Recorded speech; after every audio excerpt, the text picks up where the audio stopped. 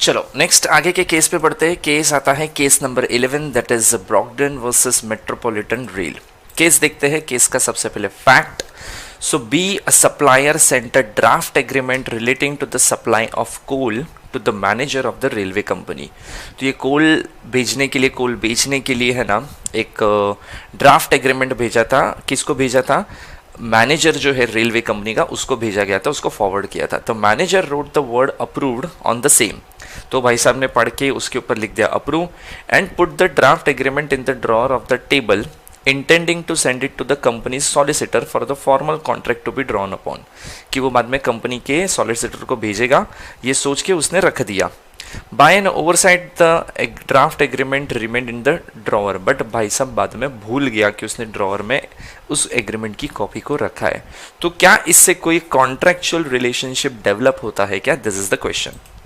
सो finally इस court में इस केस का कंक्लूजन आया था। So court stated that there was no contract as the manager had not communicated his acceptance to the supplier B. तो जब कोई कम्युनिकेशन हुआ ही नहीं है, खाली ऑफर हुआ, एक्सेप्टेंस किया है वो एक्सेप्टर जो पर्सन है, जो रेलवे कंपनी है, उसको पता है ना, but it is not communicated to the offeror, तो ऑब्वियसली ये कोई कॉन्ट्रैक्चुअल रिलेशनशिप डेवलप ही नहीं करता है। ठीक है, चलो नेक्स्ट आगे बढ़ते हैं। Case number 12। केस नंबर 12 आता है हमारा Bhagwan Das versus Girdhari Lal. So case का डिटेल देखते हैं। So where an offer made by the intended offeree without the knowledge that offer has been made, it is treated as an acceptance. क्या लिखा है देखो, offer made by the intended offeree, मतलब जिसको offer करना था ना उसको ऑफर किया, without the knowledge that offer has been made, तो क्या इससे कोई एक्सेप्टेंस माना जाएगा? तो इसका आंसर बहुत सिंपल था। Court stated that it can not be treated as an acceptance. Obviously चीज है ये तो। ठीक है, चलो नेक्स्ट देखते हैं। Case number 13, Haworth versus Knight. इस केस का detail. Difference in the language can be treated as a non acceptance, कि ऑफर शायद एक लैंग्वेज में किया गया, एक्सेप्टेंस दूसरी लैंग्वेज में किया गया, तो क्या है इसका कंक्लूजन? सो कोर्ट ने इसका कंक्लूजन दिया था that the difference in the language can not be treated as an non acceptance. अलग अलग लैंग्वेज में ऑफर और अलग लैंग्वेज में एक्सेप्टेंस से ये नहीं माना जाएगा कि एक्सेप्टेंस नहीं हुआ है। मतलब हिंदी में ऑफर किया, मराठी में एक्सेप्टेंस किया, हिंदी में ऑफर किया, इंग्लिश में एक्सेप्टेंस किया, तो अल्टीमेटली वो एक्सेप्टेंस है, उसको नॉन एक्सेप्टेंस नहीं मानना चाहिए just because of a different language. Okay, next देखते हैं केस नंबर 14, फेल्टहाउस वर्सेस बेंडली। अब ये केस में F offered to buy his nephew's horse for 30 pounds, saying, "If I hear no more about it, shall consider horse mine at 30 pounds." The nephew did not reply to F at all. He holds his auctioneer B to keep the particular horse out of sale of his farm stock, as he intended to reserve it to his uncle. By mistake, the auctioneer sold the horse and F sued him for the conversion of his property. So this is the actual situation. तो इसके अंदर court ने judgement सुनाया finally. It was held that F could not succeed as his nephew had not communicated the acceptance to him. जब communication किया ही नहीं गया है एक्सेप्टेंस का, तो उससे कोई कॉन्ट्रेक्चुअल रिलेशनशिप डेवलप नहीं होता है फिर।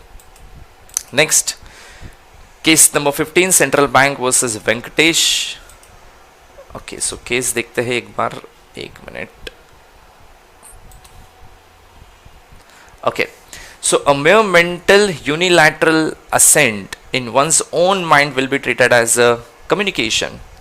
यूनिलैटरल मतलब खुद ही एक ही पार्टी ने, उसने अपने दिमाग में क्या किया है, assent in his own mind, कि हाँ भाई ऐसा है, कॉन्ट्रैक्ट तो हो ही जाएगा।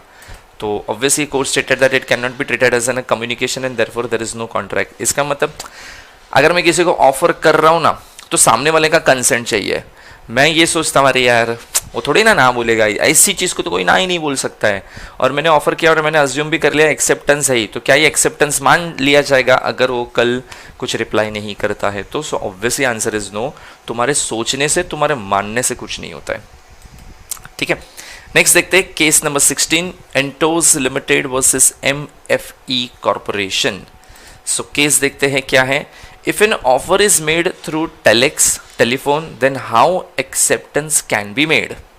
ठीक है, अगर फ़ोन पे ऑफ़र किया, टेलेक्स से ऑफ़र किया, टेलीग्राम जो पहले के टाइम पे यूज़ होता था उससे ऑफ़र किया, तो इसमें एक्सेप्टेंस कैसे माना जाएगा?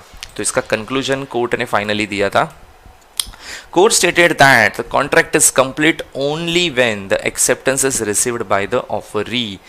कोई भी मोड रहने दो, if it is not prescribe, मतलब सामने वाले ने ऐसा बोला कि बस तू एक्सेप्टेंस कर भाई, मेरे को कोई मोड क्या है मुझे कुछ इंपॉर्टेंट नहीं है मेरे लिए, बस आई जस्ट नीड एक्सेप्टेंस, तो वो एक्सेप्टेंस कोई भी तरीके से करे उसे कोई फर्क नहीं पड़ता है। ठीक है, एक्सेप्टेंस होना जरूरी है।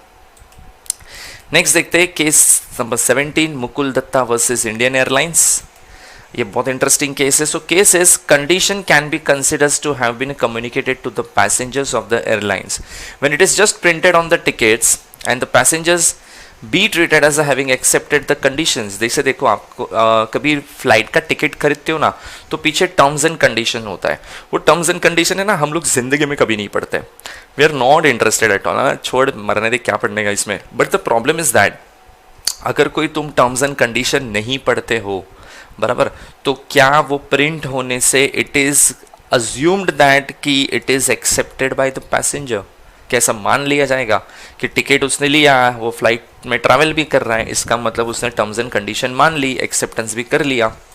तो इसका आंसर था जो बहुत इंटरेस्टिंग था। So plaintiff travel from Delhi to Kolkata by air and the ticket bore the condition in the fine print but such terms and condition should be reasonable. So court ने बोला था कि आप ऐसे टर्म्स एंड कंडीशन प्रिंट कर सकते हो, इसको आप एक्सेप्टेंस भी मान सकते हो, लेकिन कंडीशन जो होगी वो रीजनेबल नेचर की होगी।